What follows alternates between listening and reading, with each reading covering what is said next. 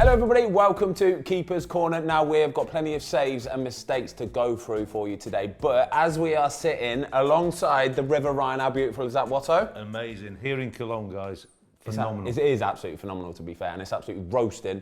It would be remiss of us not to start with a German legend. Before we talk about Manuel Neuer, obviously, let's have a little look at this list of top goalkeeper appearances for the Euros. Watto, that is some list of goalkeepers, isn't it? Yeah, I mean, I would have liked to have done some work with any of these guys, but I think it would be wrong of us when you see the list not to talk about the guy who is going to pass tonight. Yeah. In terms of Buffon, Italian legend, won everything there is to win in the game at international level. But Neuer, it just shows you he's passed the test of time. But I think for goalkeeping aficionados out there, there'll be a couple of names on that list. Raul Patricio at third. Very good. Yeah, excellent goal. He's still at the tournament, not number one now, obviously, which could be a little bit of a surprise for you to throw in there. And certainly the one that surprised me most were Isaacson for Sweden. But it just shows you that the level of goalkeeping and actually the standards of the teams, because you've got Czech in there, you've got Isaacson in there, and you've now got Kasper Schmeichel that you wouldn't say are actually playing for the bigger nations. I'd say Petr Cech's probably the surprise one in there with the Czech Republic team. Absolutely, yeah. Fantastic achievement. So, right, let's get into it then. Manuel Neuer, we're going to break down exactly what kind of a goalkeeper Manuel Neuer was. We've got a couple of saves to show you as well, which really does typify what he was. And for me, he is just such a front-footed, he anticipates everything, he's aggressive, it's his head position, body position, everything. He's got it all, hasn't he? This guy, when he were in the peak or at the peak of his powers, was the best goalie on the planet. He's still not far off the peak of his powers, I'd say now. Do you agree? No, but he has to use all his game knowledge and experience now to get into positions. He's obviously not as quick as what we're seeing in this action here, because this action here, he's in a good position at the near post. He has to be ready for a side foot finish, for a cutback, and then, right, what am I doing next? And this then typifies why he was the best. It's the bit I love about this is he's scanning, and he's waiting. And as soon as he sees the ball coming out, he is out as quick as he possibly. He's read it before the player even knows it. He's onto his toes, and that's what makes him make the spread and the block, doesn't it? Yeah, he's aware for the first cutback action, but from that moment on, his speed and agility to get across the goal, and then this is what typifies him: big, brave, strong, block, spread, head position. The guy was unbeatable, and you know, he covers the ground so quickly. At the point of contact, he's 2 yards away, and he's actually covered 8, 10, 12 yards. Yeah. I've got another save you got. If you want to, it's not Euros related, it is Bayern Munich against Arsenal. If you want to go and search this up on YouTube, it was a save he made against Theo Walcott. I personally think one of the best saves you'll ever see. Genuinely, it's just outrageous. Strength at range, Watto. It was phenomenal. Yeah, it was a good save. We just had a look at it off camera. Obviously, we're focusing on the Euros now, but if you went into his best bits, I think you could be sat there for about 3 hours. Yeah, for a while. Right then, first mistake / could have done better comes from Dominik Livakovic. Watto, it's a good ball into the box. The lad's got the flick on, but he's kind of not really sure what. Is it a scoop? He just gets it all wrong, doesn't he? He's got it all wrong, and it's a real good one for everybody watching, young or old, to try and really learn from this. Because as a goalkeeping coach, this is something that I had to try and get out of the majority of goalkeepers I would have worked with, especially when you're working with the younger age group, because it's not a scoop, it's not a turnout with his left hand. The action that he's tried to do, I would have described this to anybody I were working with. He's tried to be a wicket keeper here rather than a goalkeeper. And when you take your hands away from your body into this position, I know I'm doing it higher and not lower just for you to see it on the screen, but that's a wicket keeping action. As a goalkeeper, you always need another barrier behind you. Wicket keeping, you never needed to do that. So here, he should really, from the set position, hold there now, and instead of leading with the hands, he has to lead with the foot or chop the foot and use his left hand. Yeah, I totally agree. I think what he's done is he's kind of got a little bit planted as well, and he's thinking, I can just sort of fall over here and do. These balls come so fast. They're going to zip off his head, they're going to zip off the ground, and before you know it, they're past you. And I think that's his problem as well here. But I think that's why when you see that bit there, experience has to tell you that it's a good ball in, it's quick. If it's a flick on because it's an in-swinger, it's coming at me with pace. So you've not got the chance. I think he can even take his... As soon as that ball... Look there, here, where he's about to head it, I think he has to be taken half a step... Reading the situation. Reading the situation. Absolutely. He takes half a step to his left just as he's about to make contact. And these are the positions where I think if he heads it and flicks it into that far corner, you hold your hands up and go, cool. It's a good finish. You have to pick a section of the goal that you are going to cover and say, if it comes in this section, I'm going to make this save. And you have to pick that near post section. Yeah, we know the goal's a big goal, and you can only at most really cover 4 or 5 yards with the abilities and the agility and the reflexes and everything you've got. But when you see the actual clip from behind the goal, because he goes into the scoop mode and he doesn't chop his leg, he doesn't use his left hand to make the save, his head positions, he's not looking at the ball, and because it's wicket keeping, it's a belly flop, and you end up totally out of the picture, not looking at the ball. And it just looks, actually what it is, very, very awkward because he's tried to wicket keep rather than goal keep. So I think it's a real good clip for education. Yeah, agreed. Okay, then next goal comes from Belgium versus Slovakia. It's Koen Casteels. First of all, massive call from Belgium, not taking Thibaut Courtois to the tournament. I don't know what's gone on behind the scenes, but in my eyes, if you've got one of the best goalkeepers in the world, you have to take him to the tournament, Watto. Simple as that. So, pressure is on for Koen Casteels, isn't there? Massive pressure, massive boots to fill. You've got 2 Premier League goalkeepers sitting on the bench. This goal, first of all, I think he has to do better with the palm, and second of all, he has to do better with this rebound, doesn't he? Yeah, I think obviously going into the game, massive pressure, trying to fill Courtois' boots, and you're expected certainly to go deep into the tournament for Belgium. So the pressure's on. But the first part of the action is an action you'd receive in training 100 times, 1,000 times a week. And I think this is the point where he makes the first mistake. He's got to be bigger and braver.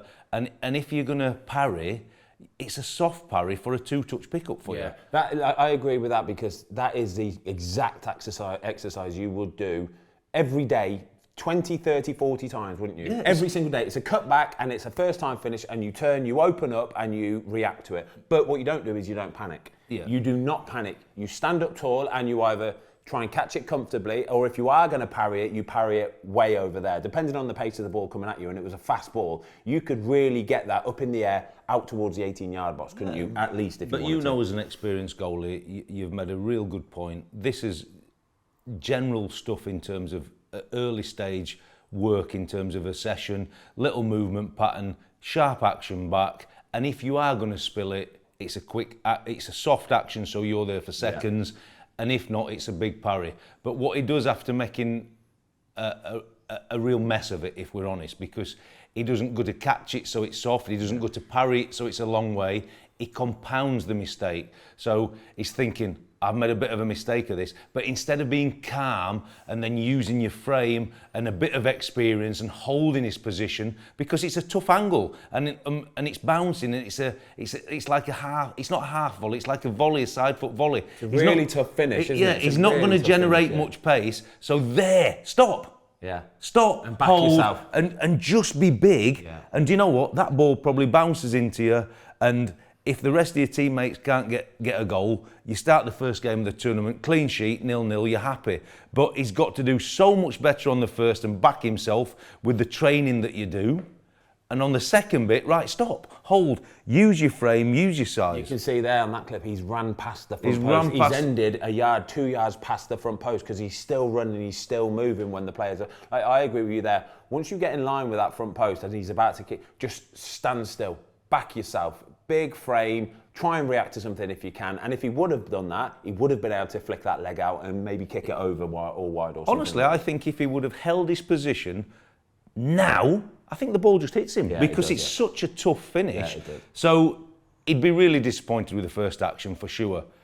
But then, don't panic. Calm. The best ones are calm. Yeah, so it's a poor first action, but he compounded it by not standing and being big and holding his position. And ultimately, obviously got him off to a real poor start in the tournament. Okay, Watto, 97th minute, I think this was, basically the last kick of the game, last head of the game. Jan Oblak, what did he do? He's a really experienced goalkeeper. This just goes to show how hard goalkeeping is. You know, you were talking about Jan Oblak here, one of the best goalkeepers in the world, one of the top 10 goalkeepers in the world. It's the 97th minute of the game. You just want him to stand tall, stand big, and he sank, hasn't he? He sank into his goal, and when the ball goes in, he's a step or two steps behind his line, Watto. I think this guy is one of the goalies you would have picked as a standout performer, especially playing for, if we're not being too disrespectful, a lesser nation. Slovenia want him to come to the party to try and get out of the group stage. They've managed to find a way to be 1-0 up against Serbia, 90+5. You can see, for all you goalkeeping and football geeks out there, they've gone in a zonal setup, which actually suits in this kind of action, because as you can see, Serbia have got 8 men in the box and the goal is even up. Yeah. So you're never going to be able to pick everybody up. But at that moment, I think here, for his experience and ability, I think we have to touch on mentality. Yeah. We have to touch on mentality, because through the zonal setup and the amount of bodies that Serbia put in there, they know they're under pressure, Slovenia, and they would have been thinking, we've got one of the best in the tournament here, and they would have been expecting him to try and come and deal with the situation, even though that's an amazing ball in. But if he can't come and deal with the situation, and we have to give credit for the quality of the ball. The quality of the cross is phenomenal. His starting position dictates that he's not going to come for the cross. He is very tight to his line, isn't he? As the second the ball's whipped, he wants to retreat to his line. So coming for the ball is not an option. I think if you started 2 or 3 yards off of your line and really made a statement to that guy taking the corner, he'd half look at that and go, I don't think I can whip this onto the 6-yard box here, because he's going to come and punch us or something. Absolutely. But because he stood on his line, he's gone, right, I'm going to whip this right in that mix zone there. I'm going to put it in the mixer and this is going to be horrible. But once he decides that he's not going to come for that, he just starts retreating. And like you say, by the time the guy gets the header and the ball goes in the back of the net, you can't do that, can you? No. You cannot be that far behind. I think we talk about this a lot on the show, no matter what level you're playing at. You would not believe, any of you watching, when you see the contact of the header that is a yard behind his line. And I talk about it a lot. If you're really going to improve in that situation and you don't come for that cross, you know it's going to be a header. I think, obviously, look, we all know you can't finish behind the line. He's a yard behind the line, but I think you've got your hand position and your weight's got to be better. He's actually took the real safety blanket. Right in the corner, though. This is my problem with it, Watto, is if you just square off and you back yourself, if you are still a yard off your line, right, and you square off nicely and you're going, right, I'm going to set myself to try and react to whatever comes my way, I think he makes that save, because it's not right in the corner. It hasn't hit the post and gone in. It's gone in 2 yards off that post. It's what we talk about. But I think because he look, the first bit is he's behind the line, we know that. But if you think about the hand position being below the knees as well, I'm like you, be aggressive, put the taker under some pressure, because when he sees that big yellow shirt in there and you're just inside the zones, and he's thinking, well, the goal is coming if I put it inside here. Yeah. And if you can get him to put it anywhere further outside, you're giving yourself time to react. But also from that position, I'm with you. I think if he's probably at 2 yards and says, right, it's not mine, and you're not going to have time really to adjust deep. Yeah. At that point, you spin on your left heel, maybe get half a step back, you're at 1.5 yards, hands are probably by your waist, so you can react anywhere around you. And I think if you did a reactive practice in training and put some mannequins up as your Slovenian zonal defence, and you had the reactive board and somebody fired a ball in, and you just got a little punch on a header and he just flattens off and reacts, I think 9 out of 10, where that ball goes, I think he'd save it. I totally agree. But it's goalkeeping mentality here, and we're being very critical on one of the very, very best. We're being very critical because this is how this conversation will go with Jan Oblak the day after the game. Absolutely. I guarantee you, as long as there's honesty in that goalkeeping department, which there should be in every goalkeeping department, he would be sat here next to his goalie coach now, and you would have just said exactly the same stuff that would have been said to him. I promise you, that's exactly how it would have gone. And Jan would have sat here and gone, yeah, I totally agree. That's what I should have done. I should have done that. The debrief is exactly as we've had it, and you're right. And I think for somebody who's played so many games at such a high level in terms of Champions League football, and now international football, his manager would have wanted a little bit more. I totally agree. Right, we've got some belting saves for you, okay? Okay, Watto, let's get a little bit of optimism in this show today, yeah? It's not all down and out, right? Mamardashvili, Giorgi Mamardashvili, 24-year-old Valencian goalkeeper, 6'6" monster. This is a very, very good save. We spoke on this show so many times about goalkeepers really getting after a save down low, and this is absolutely beautiful. This is what I want to watch, because there's going after a ball, right? And then there's almost dislocating your shoulder and putting it right back there and still having the strength at range to be able to tip that ball around the post. Yeah, a name a lot of viewers will have not seen or heard of for sure. For anybody who's interested, if you like, he plays for Valencia, nearly had 100 games for Valencia over the last 3 years. 24 years old. So he's doing his bit for sure, and he's playing at a good level. Obviously, first time Georgia have reached a major tournament. One of the reasons they got there is this guy, but obviously had the game of his life yesterday in gaining him the first ever point at a major tournament. But talking about the save, as you said, he's a big guy, he's 6'6". So sometimes if we'd have talked about Hugo Lloris, for instance, you'd have been expecting him to make this save. But for the big guys, it's tougher. It's hard. You know that. It's hard getting down there. So for him to make this save, and actually, if I were being really critical, we spoke off air, so we might as well be honest about it. I think he's actually a yard too high, and he's maybe losing a little bit of reaction time. So for me as a coach, I think, right, I could affect him and make that save a little bit easier for him. But maybe that's his style. Maybe that is his style, because he's a bigger goalkeeper. He kind of knows that he won't have the reaction speed of some of the smaller goalkeepers. So he will start maybe a little bit higher, just so that he's a bit more of a barrier up front there. But he's read the situation well. He has to get a little small contact to be in a position, but you can see the anticipation, the drive, and then the actual power and the flexibility to get down there with his right hand.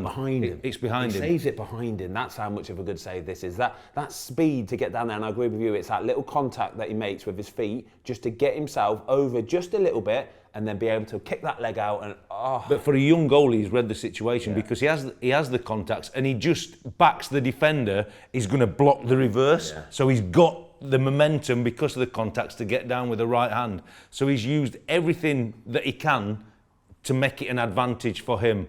And honestly, save of the tournament so far? I think the next one's probably slightly better. Do you? Yeah. Well, it leads us on nicely then. We got a little bit of Giorgi Donnarumma love for you. Okay, this is that save. Giorgi, top hand. He's 30 yards out when he strikes that ball. Talk to me about Donnarumma's position though, because I think everything he's done prior to the strike is what allows him to actually make this save. Yeah. When you look at it from the first strike from outside the box, you can see it's 2 stripes outside the box, so it's 30 yards. And we talk about big goalies. This is a big guy, but he knows, yes, he might not always be able to get the contacts, and he wants to use his frame like we alluded to on the last clip. But this is why I think this save's better. It just shows you, even with the size and the frame that he's got, he's at 2 yards. Yes, he sees it from 30 yards, but it's passing bodies all the way. It just passes one of the centre halves. It's almost one of those balls that picks up pace as it goes. Do you know what I mean? Yeah, and that's why we're trying to educate everybody. Buy yourself time. This is a goalie who's again 6'5", 6'6", might not be the quickest with his feet, but he's still strong, powerful and agile. And I'm telling you, 4 yards before that ball's at his hand, he thinks that's a really comfortable save. But this ball has been hit like a missile, and it's gone from a relatively easy save because he's done everything right, start position, buying reaction time, distance. He thinks, there, I've got it. And then all of a sudden, the ball's, like you said, gathered pace. But if he didn't do everything right in terms of holding that start position, adjusting into it, reading it, and then obviously using the top hand, that's past him. Yeah, I totally agree. This part here, you see where it hits his hand, and I'm talking, it hits the finger, the little finger it does, in fact. When you put your top hand up like that, you lose a little bit of almost, what's the word, feeling? But you don't. It's the only time you lose a bit of vision. Exactly, and you don't quite know where that hand is. You know that if you're going with that hand, you know exactly to the millimetre where it is, and you know exactly where you're going to get the touch on the ball, I promise you. But when it's your top hand, it's like you lose a little bit of feeling, don't you? And it's trust, and it's again repetition of practice. Because if he goes, I'm not saying he has to go for it with his left hand, because it's not. It's an amazing top hand save. Yeah. But when your top hand comes across you, at that point now, that millisecond, I've lost the ball. Yeah. So then it's just trust, and that's what makes for me the save great. Yeah. Because as he's pulling his right hand across for the top hand save, at that point, I think he thinks he's got it all day. But then he has to trust he's not quite seen it at the last action, and as you said, it just gets the... I guarantee you, for a very split second, he would have been thinking, oh no, that's gone in the back of the net. He would have kind of, as he twists his head a little bit, he would have seen it sailing over the bar, and he would have thought, whew, thank God for that. That is a proper good save. But the only reason why he can make it is all of the little bits that he does before the ball is struck. Absolutely. And it's a save, I think, commentators think, oh, it's a shot from 30 yards, he's one of the best goalies at the tournament, that's an easy save. No. It is not an easy save, and it's all the components that we just discussed that make it that way. And honestly, commentators have been saying, if he'd have missed it, oh, it's gone in the middle of the goal and everything. But like that, for me, has been the save of the tournament so far, for all the reasons we've discussed. There you go then, that was Keeper's Corner. I hope you enjoyed it. We will see you again on Wednesday morning for the football fill-in. Do not forget that we are out at the tournament for the duration, so we'll be making matchday vlogs. We've got a few cycling videos we're going to give you, and of course, the Keeper's Corner. Watto, world class. Boom. See you later, guys.